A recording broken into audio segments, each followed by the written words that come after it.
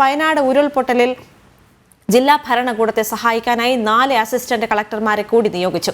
ഇടുക്കി, പാലക്കാട്, കോഴിക്കോട് ജില്ലകളിൽ നിന്നുള്ള അസിസ്റ്റന്റ് കളക്ടർമാരെയാണ് വയനാട് നിയോഗിക്കുന്നത്. ഉത്തരവ് പുറത്തിറക്കിയത് റവന്യൂ വകുപ്പാണ്. വിവരങ്ങളുമായി ടിൻഡു ദാസ് തുടരുന്നുണ്ട്.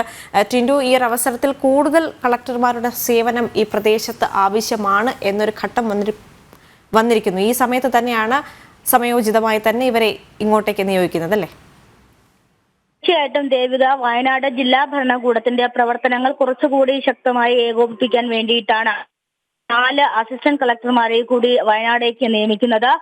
Doctor Arjunan DO deputy collector Idukki, അതുപോലെ തന്നെ ബിജു C ADM പാലക്കാട്, അതോടൊപ്പം തന്നെ Ajeesh K ADM Kozhikode, PN Purushothaman deputy collector Kozhikode, ഇവരെ 4 പേരെയുമാണ് അടിയന്തര സഹായത്തിനായിട്ട് ഇത്തരത്തിൽ വയനാടേക്ക് നിയോഗിച്ചിരിക്കുന്നത്. ഇവരുടെ പ്രവർത്തനങ്ങളൊക്കെ ഏകോപിപ്പിക്കുന്നത് ലാൻഡ് റവന്യൂ കമ്മീഷണർ ആയിരിക്കും.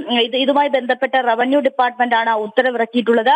നേരത്തെ തന്നെ ഇത്തരത്തിൽ ജില്ലാ ഭരണകൂടത്തിന്റെ സ്ട്രെങ്തിനെ പറ്റിയിട്ടുള്ള ഒരു കുറവ് നേരത്തെ തന്നെ റിപ്പോർട്ട് ചെയ്തിട്ടുള്ളതായിരുന്നു. കാരണം നമുക്കറിയാം, ഒരു ജില്ലയെ സംബന്ധിച്ചിടത്തോളം ഒരു കളക്ടറും ഒരു അസിസ്റ്റന്റ് കളക്ടർ അല്ലെങ്കിൽ ഒരു ഡെപ്യൂട്ടി കളക്ടർ മാത്രമാണ് ഉണ്ടായിരിക്കുക. ഒരുപക്ഷെ ഇത്രയും വലിയൊരു ദുരന്തം നടന്നതിന് ശേഷം ഈ പ്രവർത്തനങ്ങളെല്ലാം ഏകോപിപ്പിക്കാനായിട്ട് കൂടുതൽ ആളുകളെ അല്ലെങ്കിൽ കൂടുതൽ ഉദ്യോഗസ്ഥരെ ആവശ്യമുണ്ട്.